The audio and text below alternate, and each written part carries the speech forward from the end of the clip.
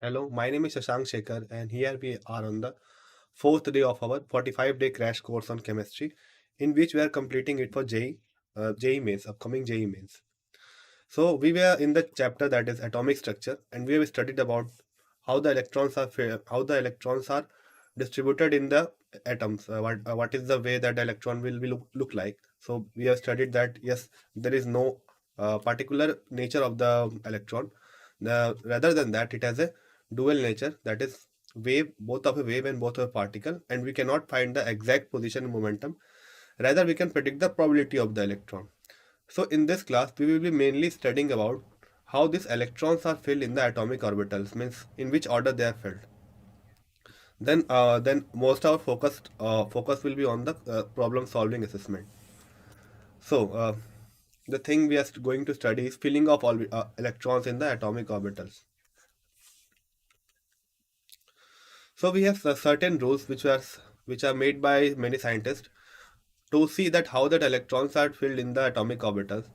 The rules are above principle. Then we have the Pauli's exclusion principle. Then we have the Hund's rules of maximum multiplicity. The first rule is called as the above principle. So what does this principle means? So in this principle, above said that the lowest energy level will be filled first. So first of all, the lowest energy level in the series will be filled, and then the higher energy level will be filled. So why is it so? Because in the lowest energy level, there is less increase in the overall system on adding the electron. While if we add electron to the higher energy level, then there will be increase in the energy of the system, and it will be not stabilized. So this is the basic idea of why this above principle is so. So how do we decide that whether a given orbital is lower energy or a higher energy? So the thing is very simple. So we use this formula n plus L. So n is here is the principal quantum number, and L is the azimuthal quantum number. So the electron which is having a smaller value of n, the orbital which is having a smaller value of n plus L will be filled first, then the upcoming will be filled later on. And if n plus L value is same for any two of the orbitals, then the electron which is having a lower value of n will be filled first. So let me illustrate it by giving an example. So suppose if you are given an example like 3D and 4s and asked that which of this will be filled first. So first we will find the n plus L value. So for 3D electron, the 3 has the value of n is equals to 3, and since it is the d orbital, so if we write the orbitals like this 0, 1, 2, so this is the azimuthal quantum number. For 0 we have the s orbital, for 1 we have the p orbital, and then we have the d orbital. So if you see here that two value of d is 2 for uh, 2, so it will be 2. So n plus n will be n plus L is equals to 5. Now if we choose it for 4s orbital, so the value of n is 4 here, and the value of L we can see here that it is 0. So n plus L will be 4. So this orbital will be filled first. This orbital will be filled first as compared to this orbital, because n plus L value is smaller for 4s orbital. Now I will take another example. So suppose we have a 3D, then we have a 4p, and we are asked that which one is filled first. So similarly, we will find the value of n plus L. So for this case, 3D will have the same, that is 5. Now 4 plus 1, because p has a value of 1, the value of L for p is 1, so it will be 5. 4 plus 1, 5. So you can see here, this both have the value of n plus L as 5. Now what we will see? We will see the value of n. So this has a value of n is equals to 3 is here, and n is equals to 4. Now whichever has the smaller value of n will be filled first. So in this case, 3D will be filled first. So this will have a greater priority. So this is the above principle. So if we see the electronic configuration one by one, so it can be seen like this. So it can be seen like this. This is the diagram I have taken from NCRT. So this is a trick to remember then which of this is filled first. If you are not that much busy, if you do not want to be that much busy in calculating n plus l value, then comparing them. So this is a shortcut trick, or you can remember the series also. So it is like this. So 1s. So first of all, this is 1s. So this s will be smaller. 1s. So 1s has the largest energy. Sorry, the smallest energy. So it will be filled first. Then we have the 2s. Then we have the 2p. Then 3s, 3p. Then we have the 4s. So do not expect that we have 1s, 2s, 2p, then we have 3s, 3p, 3d. So it is not the series. So due to it is due to n plus l value. So I have calculated that 3p, sorry, 3d. If you calculate for 3d and 4s, so suppose I am calculating for 3d and 4s. So 3d and 4s. So 3d has an n plus l value of, so n is 3 here and d is equals to 2. So 3 plus 2, 5. And for it, it will be 4 plus 0 will be 4. So it is clear that 4 n plus l value is smaller for 4s orbital. So 4s will be filled first. Due to this reason, 4s is placed first because before the 3d one. Then we have 4s, then we have the 3d, and so on. So this is the series. So if we see here, this is the order of priority of filling of electrons. So this first this will be filled, then this one, then this one.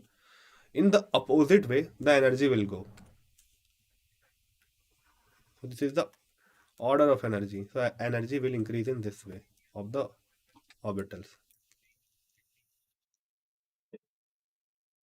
Order of energy.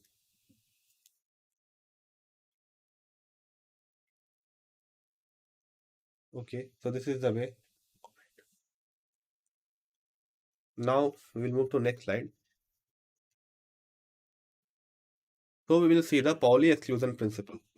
So what does so we have first seen that what is above principle. So it depicts that the lower energy will be filled first, then the higher energy will be filled, and n plus l value decides that which will be filled first. So the one with the smaller n plus n value will be filled first as compared to the orbital which has a higher n plus l value. After that, we see that whether the value if n plus l value is same for two of the orbitals, then we will see which one has the lower value of n, that is the principal quantum number. So the one with the lower value of n will be filled first. So this was the above principle. Then next we have this called as Pauli exclusion principle. So what is Pauli exclusion principle? So what Pauli exclusion principle says that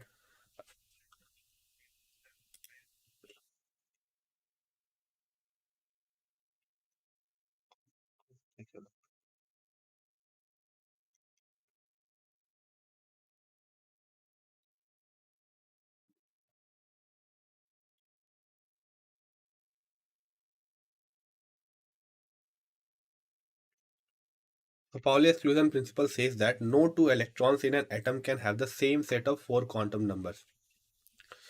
So this is a very unique rule. So what does this says? It says that suppose we have an atom, say we have a sodium atom, and there are many electrons in it. So for this sodium atom, we can have four quantum numbers that are principal quantum number, that is n, then azimuthal quantum number, that is l, then we have the orbital angular quantum number, that is ml, and the spin quantum number, that is ms.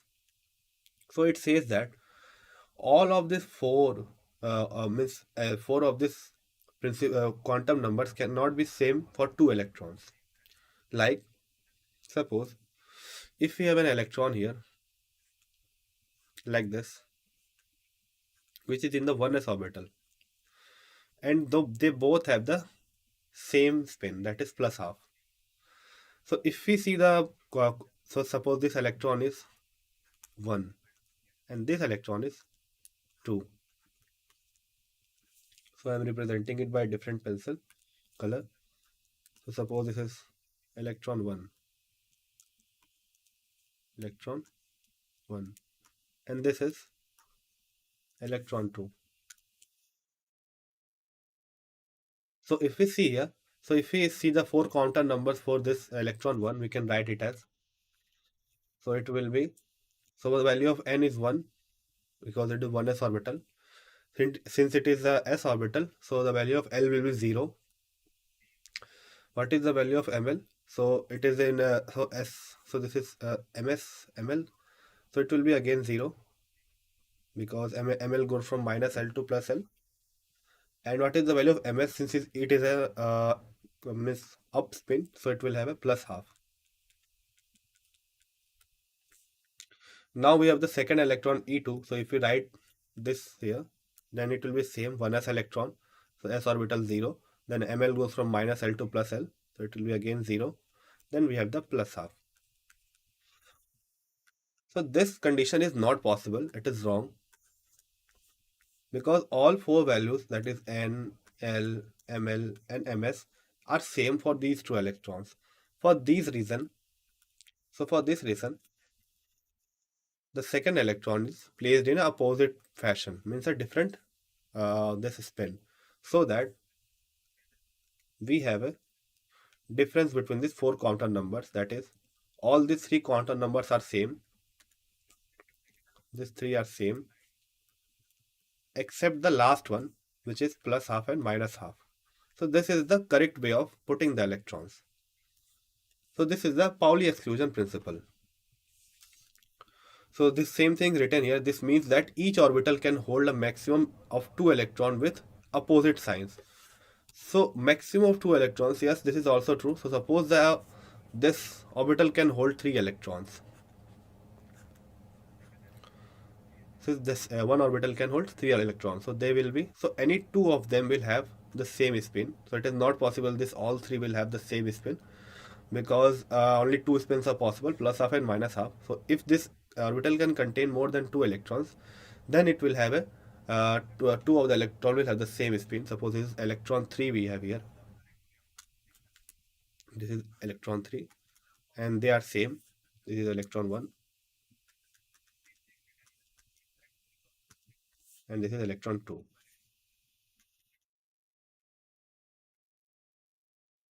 And they have this kind of spin, suppose. So this is the down one.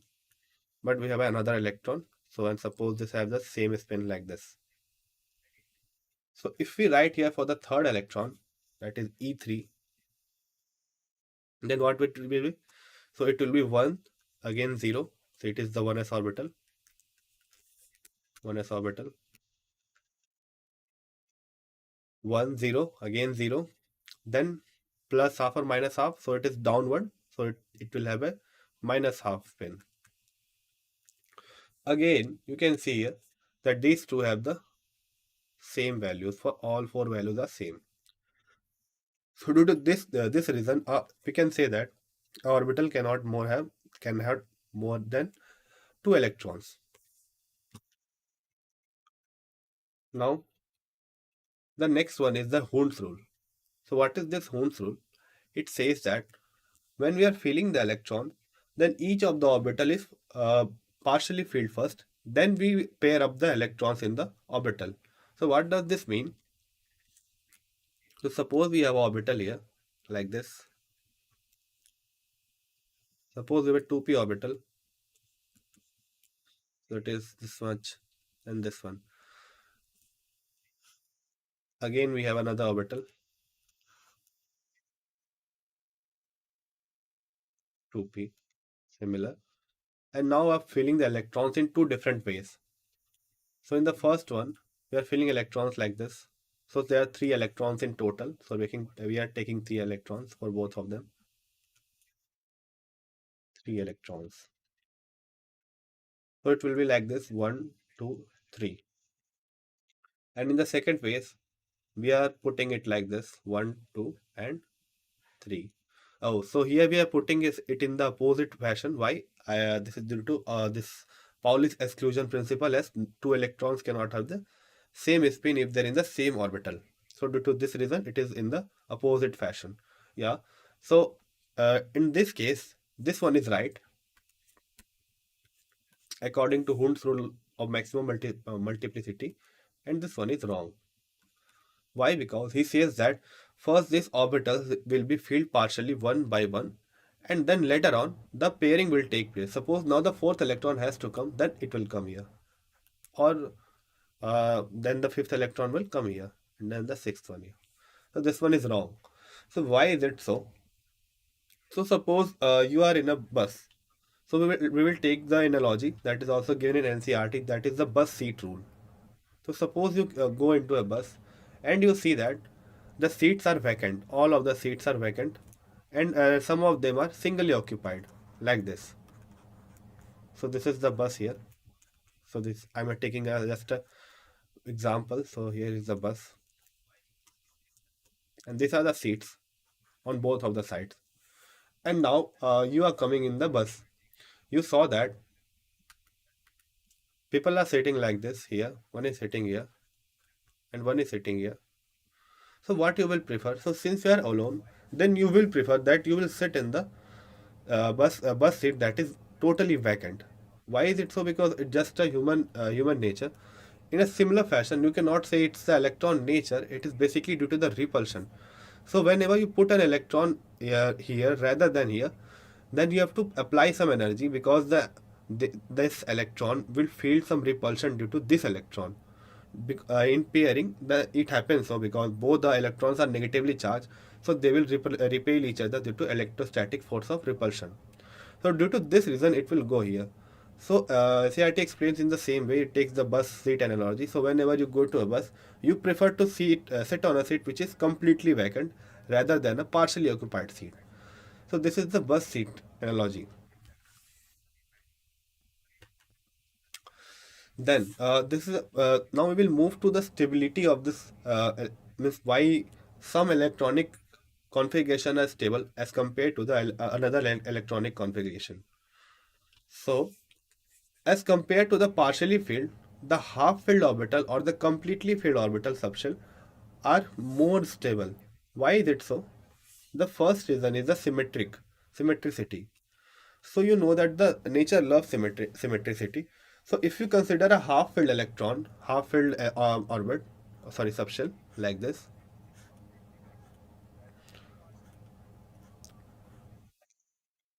so it will be like this. Half-filled is like this, or the full-filled.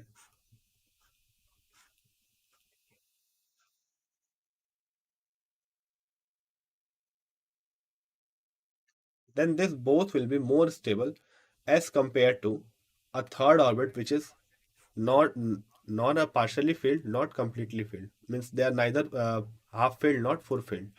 So suppose it is like this. So this both will be more stable.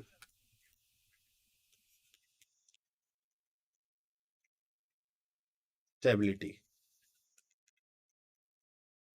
So what is the reason behind it? The first reason is symmetricity. So you can see clearly here that this feeling is symmetrical as compared to this which has two electrons in one of this orbital. So due to this reason, as nature always loves symmetric things, the stability of the half-filled or full-filled orbital is more. Now the next reason we will move to is that will be called as exchange energy. So what is exchange energy? So if you see an electron, so you must have heard the term delocalization of electron. So this is same as that. Suppose we have the half-filled orbital like this.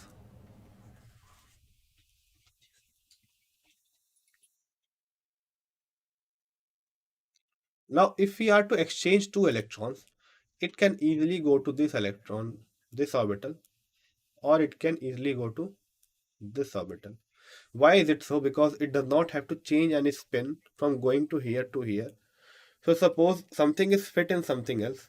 So if you have to change that thing or miss interchange that thing, so if there is a proper fit, so it will interchange easily as compared to if they have the opposite spin like this. So suppose we have another example.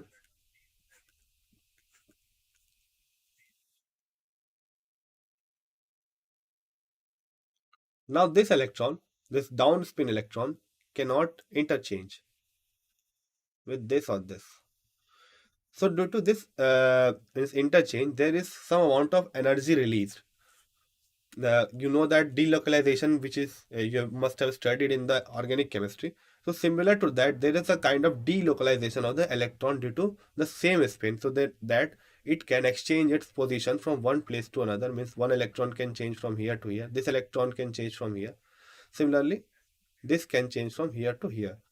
In this process, something called exchange energy is released. Yeah, exchange energy. So it kind of act as a stabilizing factor and stabilizes the overall system.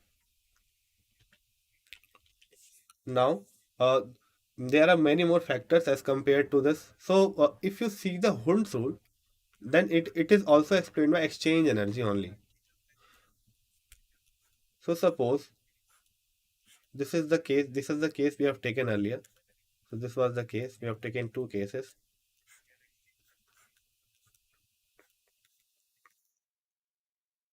So you can see here clearly that this is the electronic configuration which is supported by Hund's at as the electrons are partially filled first, and then we can move on with the pairing, whereas in this case we have first paired the electrons and this orbital is already vacant.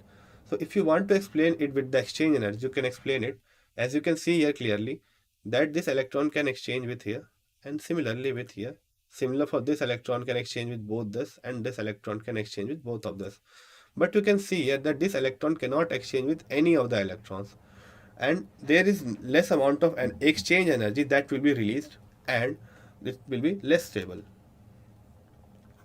Now this extra stability of half filled and full filled orbital is also due to many other reasons, like the Coulombic repulsion energy. So I have told it earlier that as we pair the electrons, rather than filling the completely filled orbital, we do have some electrostatic repulsion from the electron that is already present there. So we prefer the electron prefers to go in the vacant cell where there is no electrostat means no, you cannot say, means there is less amount of electrostatic repulsion from the electrons that are present in the surrounding, and also we have this larger exchange energy. Now this was all of the rules that are used for filling the electrons in this orbitals. So if you want, you can do a step by step filling of electrons of some elements that are having atomic number, smaller atomic number. So we are doing it for the smaller one because we are out of time. We are doing a crash course. So suppose we are doing it for carbon. So what is the atomic number of carbon? So it is 6. So we have 6 electrons. So first we will decide the order with which this orbitals will be filled. So first we have the 1s electron, 1s orbital, then we have the 2s, then we have the 2p, then we have the 3s, then we have the 3p. So we know here that the n plus l value is 1, then again n plus l value is 2, it is 3, it is also 3. Now since its n value is less, it is 2 and it is 3, so it will be placed later on. And these are the upcoming orbitals, so we do not need all of them as it has a smaller atomic number. So how much number of 1s we have? We have 1. Then for 2s we have also 1. For 2p we have 3. 1, 2 and 3. Then again for 3s we have this one. So these are the orbitals we have. Now we know that each of this orbital can occupy only maximum of 2 electrons. So we have 6. So this is the lowest energy. So we'll fill this one first. So first we will fill it partially. Then we have this one. Similarly, then we will fill for 2s. Then we will do this one. Then how many electrons are filled? 1, 2, 3 and 4. Now we have 2 electrons left and we have to fill the 2p shell. Now different combinations are possible like this. So if we want to fill, so it can be filled like this, or if you want to fill, then it can be also filled like this, or like this, or you can also fill it like this. So there are large number of ways in which you can fill this electrons. but I'm taking only four examples for now, so you can get a you can means exclude every example on basis of this example. So if you see here, so I'm considering this one first. So it has a maximum exchange energy, and this one can exchange with this, and similar goes for this one. But there is no exchange energy for this configuration. Why? Because this both are opposite spin, so it cannot exchange with this one to this one. Similarly, there are two reasons for this. First, so I'm writing the reasons here. So no exchange energy. Exchange energy. It has two reasons. Now this third one has two reasons. First one, it has no exchange energy as no electrons are present that are having the same spin as this one in the same energy level. So no exchange energy.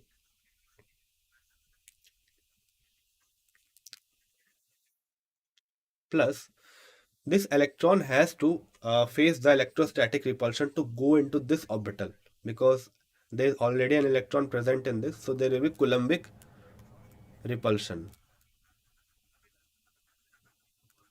Coulombic repulsion.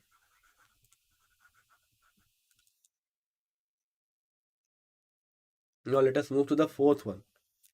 Sorry, so it can be written this way. Now you can say that why this one and this one have the same type of elements if we see all the rule.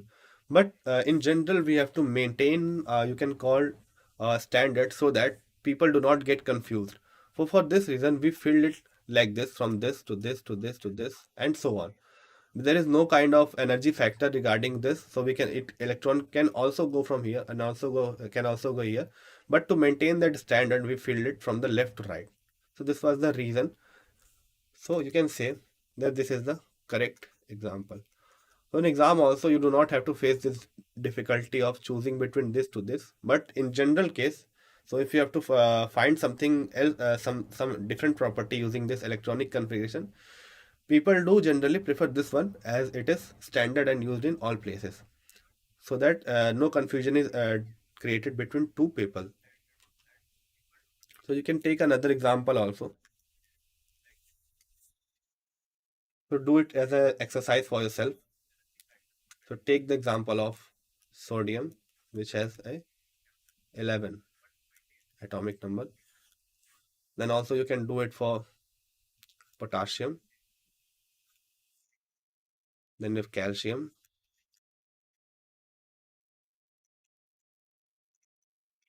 So you can do it for all these three and check your concept that whether you are clear about this electron filling or not.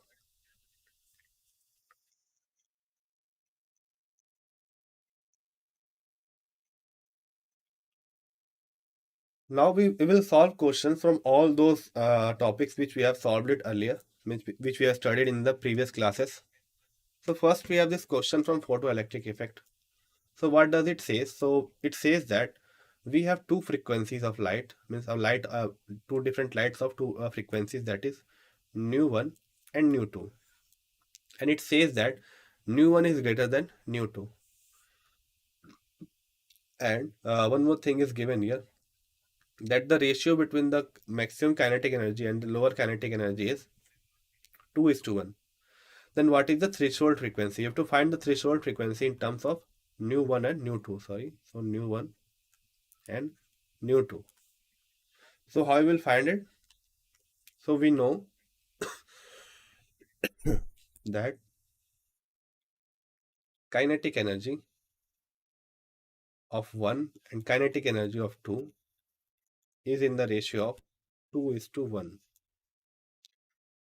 And we have the frequency, that is nu 1 for first incident ray and nu 2 for second incident ray. So how we are deciding that this nu 1 is in this ratio and this one is this? So we are given the condition that nu 1 is greater than nu 2. So since nu 1 is greater than nu 2, that is the frequency of light is more. So the energy will be more of that incident light, that is h nu 1, as compared to the energy, that is E2, which is h nu 2, because h is constant here, so the energy will depend only on the frequency. So more energy will be supplied, more will the kinetic energy of the electron that will be ejected. So we are taking the ratio like this. Now, from the photoelectric effect slides, if you have remembered, then kinetic energy can be written as h nu minus h nu naught, where h nu naught is the work function, or phi. Sorry, or phi, or phi naught also. You can some places you will find phi naught.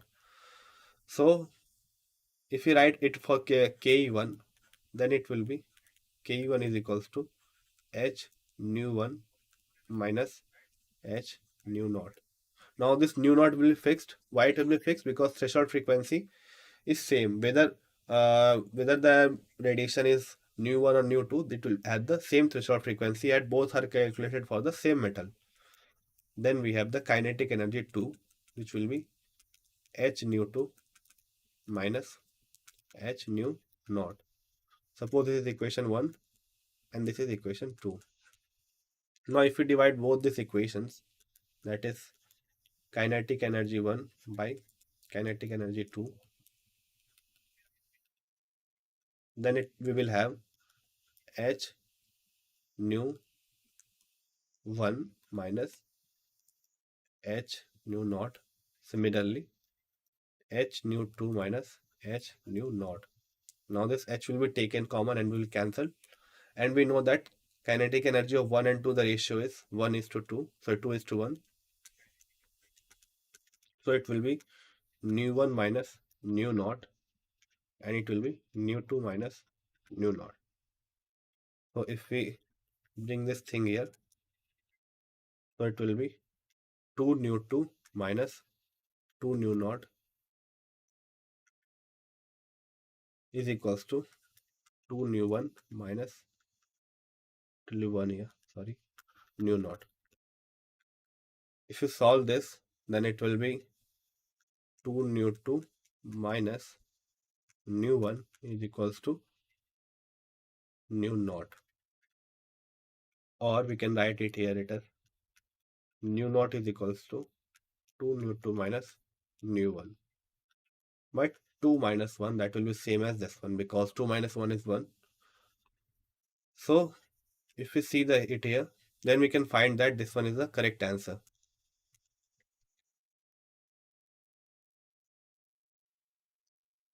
Now we will take another example. So if you want, you can solve it by yourself also. I'm solving it here. So what the question says, it says that we have a light that is incidenting on a metal, and V naught is the threshold wavelength for the photoelectric emission, and X is the wavelength of light that is falling on the surface of the metal, and M is the mass of electron. And what do we have to calculate?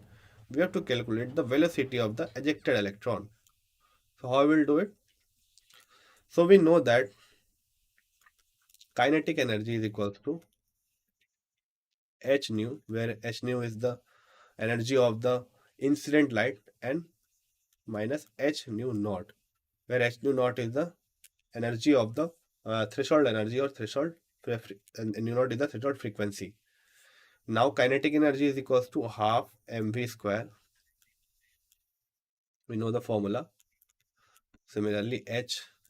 So if you want to write nu in terms of lambda, it will be hc by lambda minus hc by lambda naught. So this is the formula if we put for nu, and this is for half mv square. Further, we know that the mass is given as m. We have to find this velocity, which is v square. For incident light, it was given x minus hc by, so what it is given? So it was given as v0 or v0. We have to find v square. So what it will be? V square is equals to 2 by m bracket hc by x minus hc by v0, or we can write it as v is equals to 2 by m hc by x minus hc by v naught whole to the power 1 by 2. So this is our final formula. We should derive it for the given condition. It is 1 by 2. We like it clearly. It is 1 divided by 2.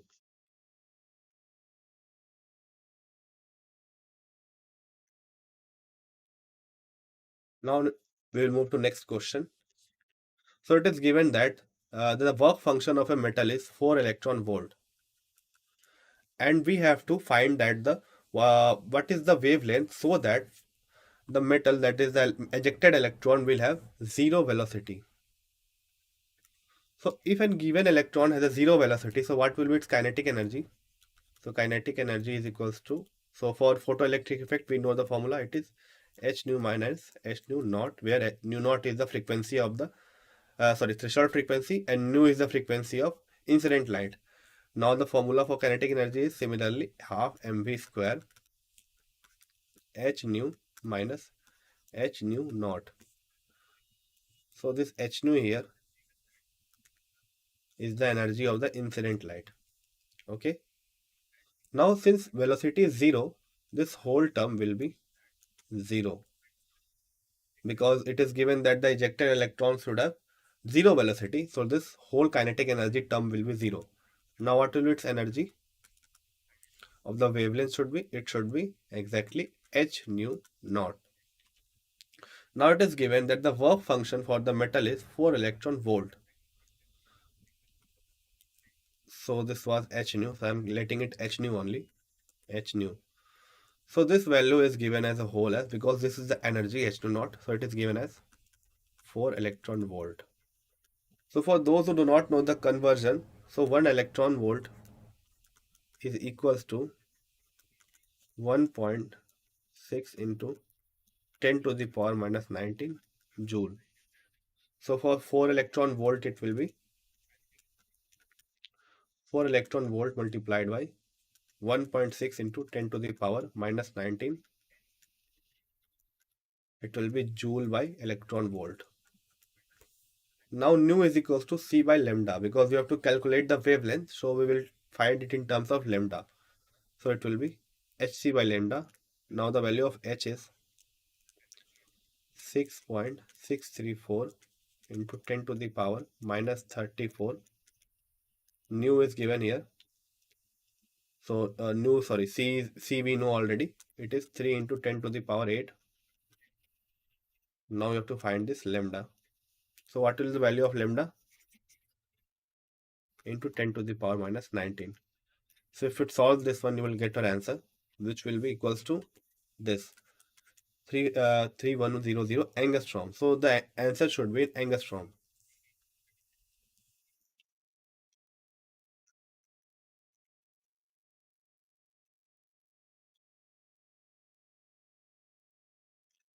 So the answer should be in angstrom.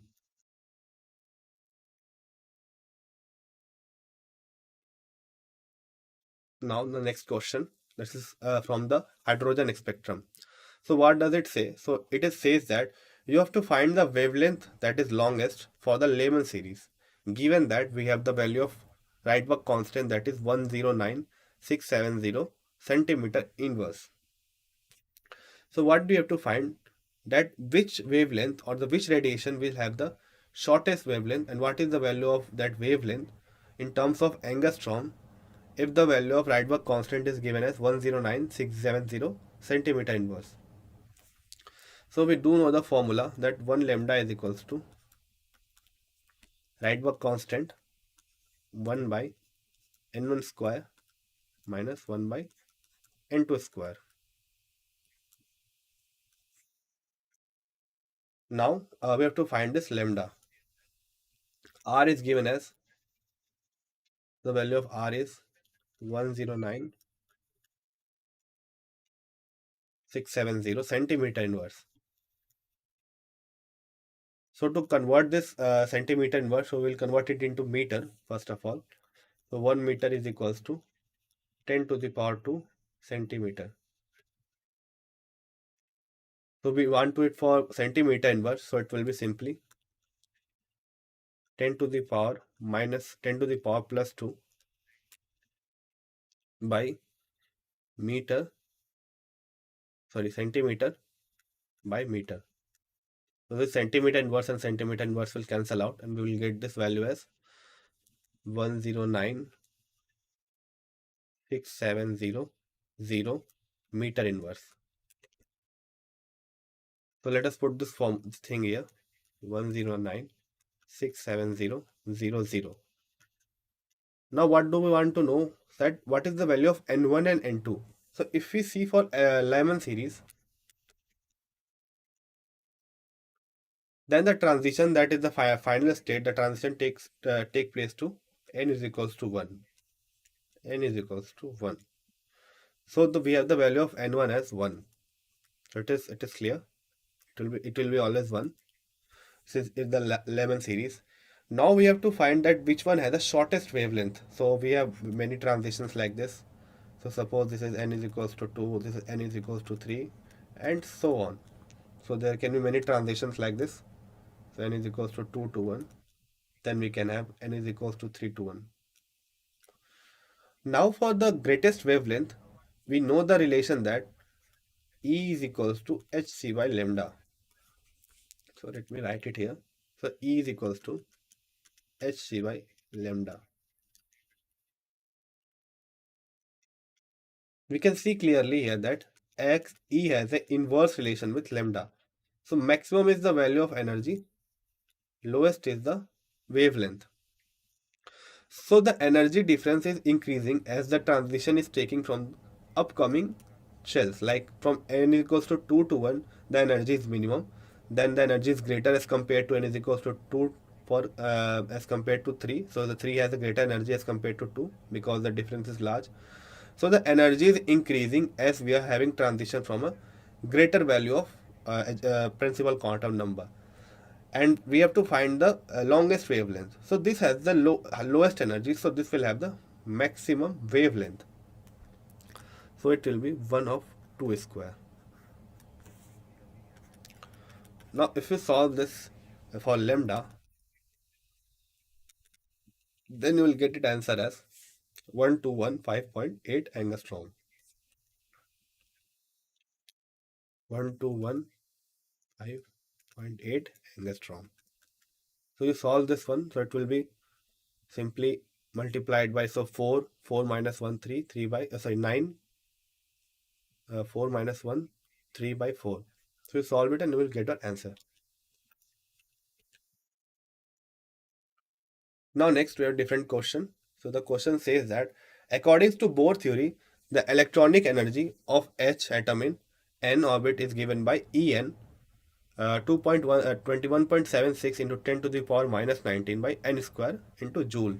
Then what do we have to calculate? We calculate the longest wavelength of light that will be needed to remove an electron from third orbit of the He plus ion. So what this question basically says, it says that we have an energy, that is En, which is equals to 21.76 into 10 to the power minus 19 by n square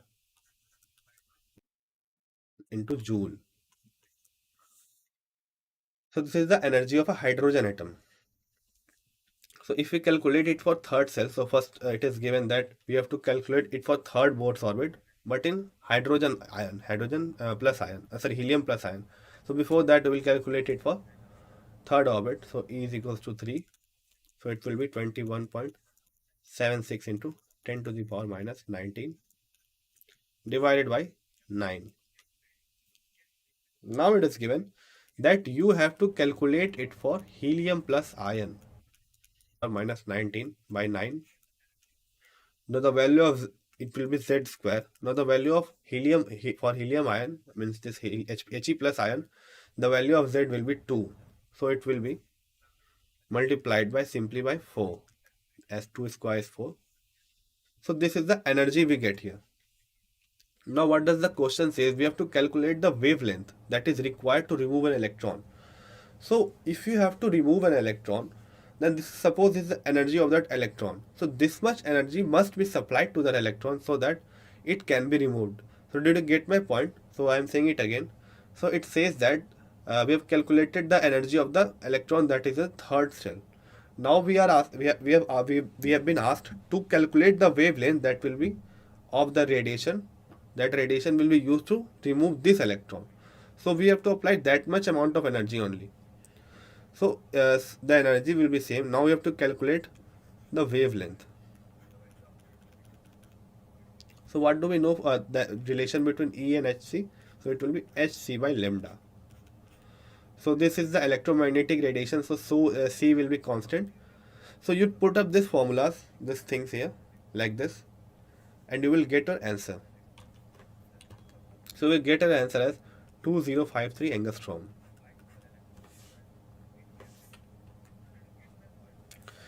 Now next it is asked, the next question is, if the radius of the first Bohr's orbit is x, and we have to calculate the de Broglie wavelength of the fourth orbit, then what it will be? Nearly how much times x? So we have to find it in terms of pi. So what is given? It is given that radius is equals to x. And what we have to find the wavelength, the de Broglie wavelength. So what is the formula for de Broglie wavelength? It is lambda is equals to h by mv. Also, we know that mvr is equals to nh by 2 pi. So it was said in the Bohr's atomic model that the electron which is revolving in a certain orbit, then its angular momentum must be satisfying this criteria, that is angular momentum is equals to integral multiple of h by 2 pi, where n is the principal quantum number in this case. So this is the new thing I am saying it here. So what does this n represent here? So it is the principal quantum number. So this integer was principal quantum number. Now this mvr, so this is the angular momentum. So if you put this here, so if you put the value of mv from here, so we are here with lambda is equals to h by mv is equals to nh by 2 pi r. So it will be h m multiplied by nh by 2 pi r. Now since we are given that we have to do it for the fourth orbit, now one more thing here.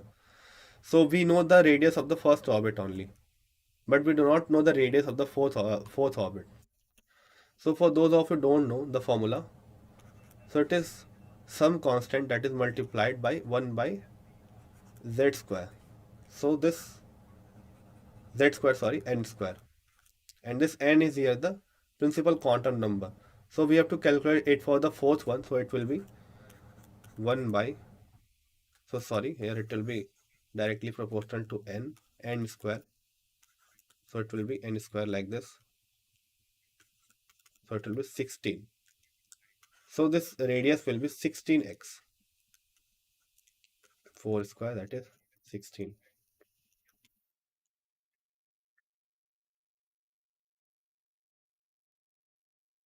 So if we will put the thing here, that is r is equals to 16x. So what we will get? So radius is equals to, so if we see here, that h and h will get cancelled. This value of n will be, n we will put later. Then we have this m getting cancelled because, yeah, so mv, we have to put the value of mv, so it will be nh by 2 pi r only. Yeah, so it will be nh by 2 pi r. H and h will get cancelled. So it will be finally 2 pi r by n. Now we'll put the values of 2 pi. We know the formula is value is 2 pi. Then we have r and n. So we will write like this. R is equals to,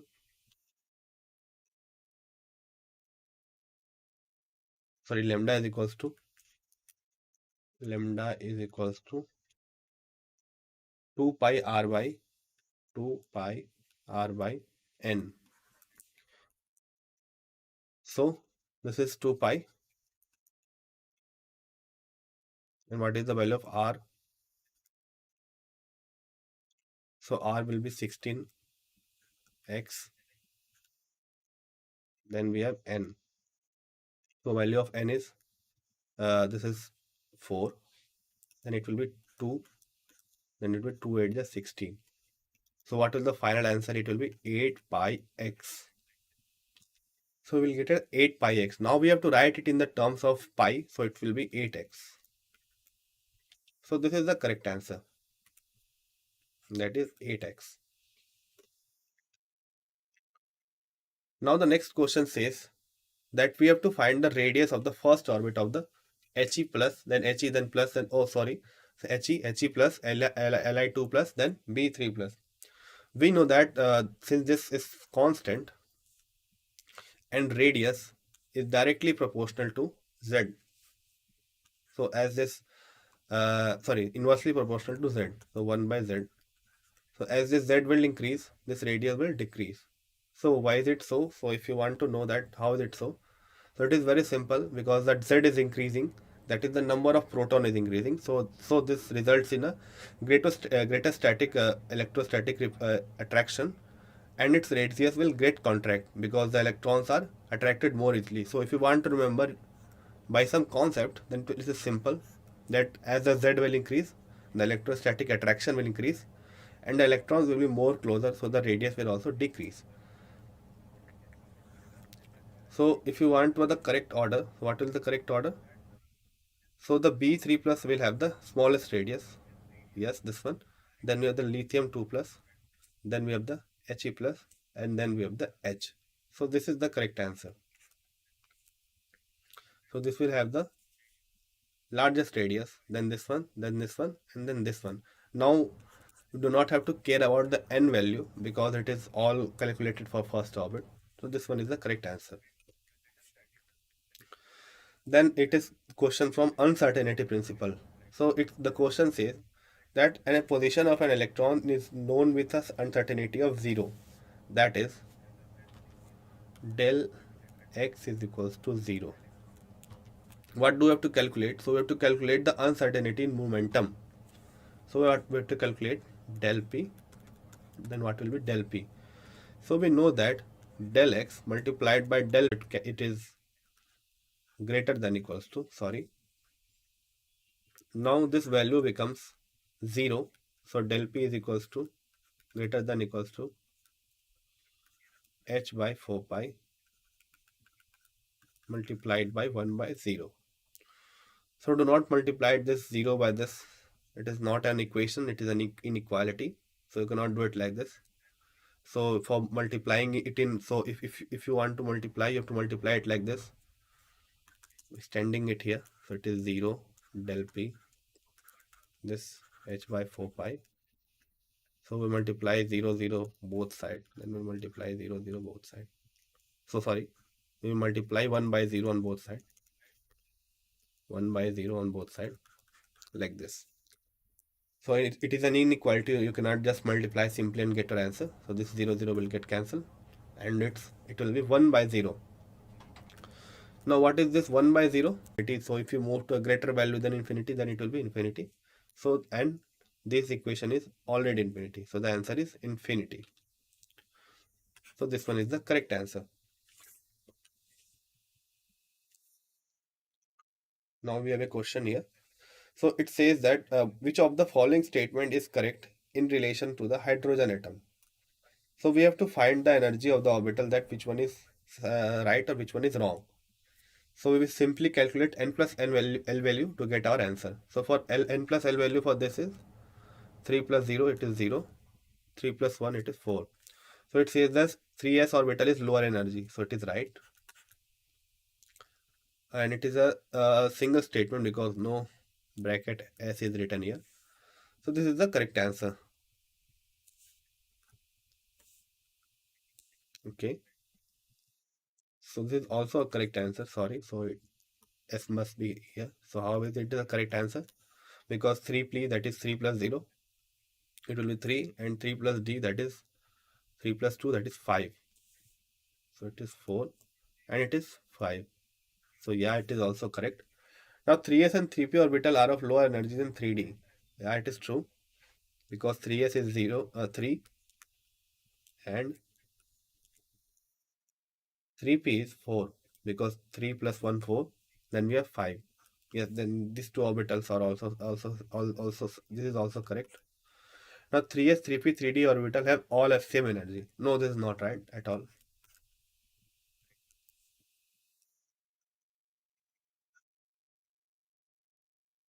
So it is the way you must have solved this question. Okay, but the difficulty here it is that it is a hydrogen atom. So why I have done it so? Because it's an hydrogen atom. So the electron will be only present in the 1s orbital. Now, due to this reason, this orbital will not be occupied. And since they are not occupied, they are equally in energy for all the cases. Why? Because as long as there is no repulsion and nothing else, and since this all these three thing are in the same shell, okay. So this all the three are in the same shell, that is 3s, 3p, and 3d are in the same shell. So they all will have the same energy until and unless there is an electron that is available to fill this shell. So due to this reason, this all these options are wrong. This one, this one, this one, and this one is the correct answer.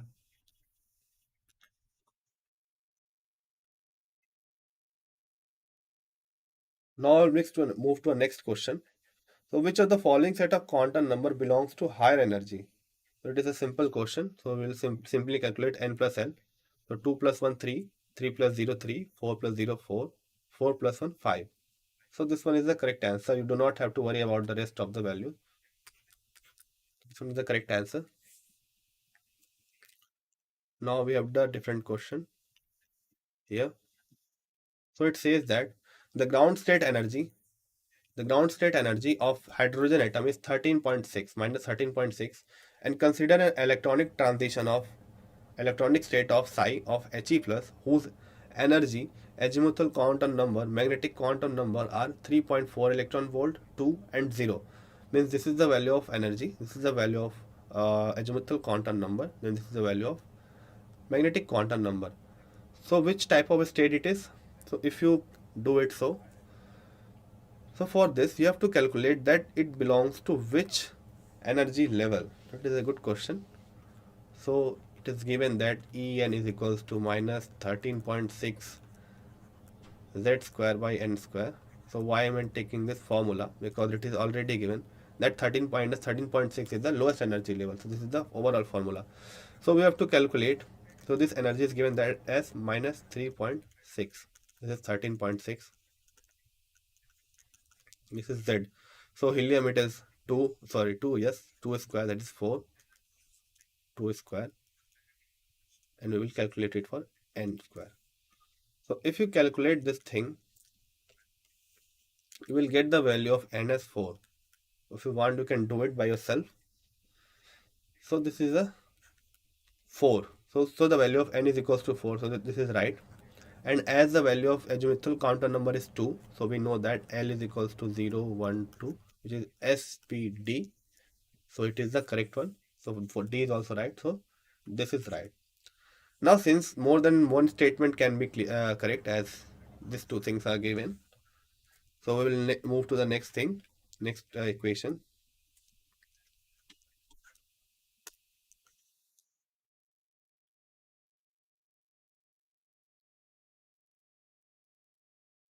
So what does it says? It says that the electronic means repulsion or the nuclear charge that is experienced by the electron is in this state is less than 2 electron, which where E is the magnitude of the electronic charge. So suppose, but does this electron is getting repulsion from? So it is getting a repulsion from, you can say, two protons. Sorry, attraction from two protons. Means the interaction is between two protons and one electron. So if you compared it with the interaction between two electrons and one electron, then it will be also same, because it is not written that whether it is repulsion or attraction. So it will experience the same kind of interaction. So it will be kind of repulsive one, whereas in the case of this helium atom, it will be kind of attractive one. So this is correct. This is also correct. It has two angular nodes. So what is the formula for angular nodes? So whatever will be the value of L, that will be the number of angular nodes. So it is 2. It is also right. Now what is the value of radial nodes? So the formula for radial node, the formula is n minus L minus 1. So value of 4 minus 2 minus 1, that is 4 minus 3, it is 1. So 1 is the answer. So it is written 3 here, so it is not the correct answer. So it is wrong. So this is the last question, so you can do it by yourself. So what does this question say? So I am giving a brief overview of this question only.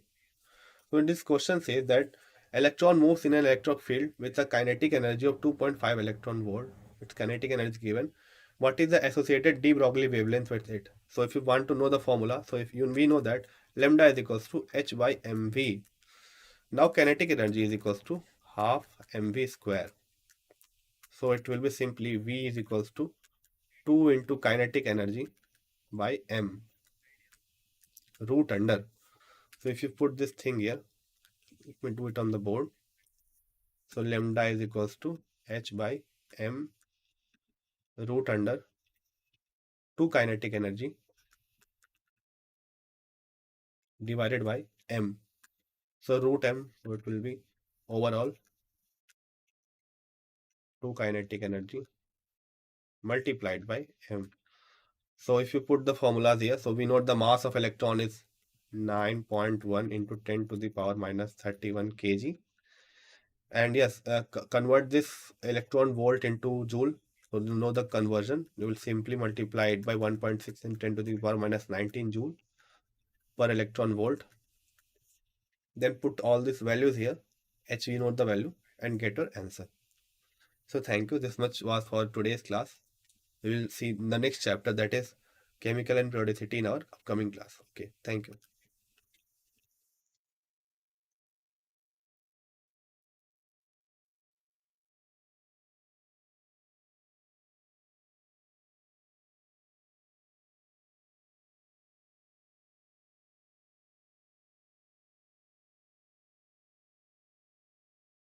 Stop हो गया streaming?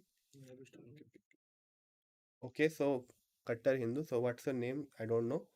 So yeah, my mother tongue is Hindi only. So if you want, you can get your queries resolved in your language only. If you want, in our language, you can say why I'm saying in your language. Sorry. So if you want, you can get your queries resolved on the Sathi app, or you can also mail me to here. Okay. So you will get your answer here also. Yeah.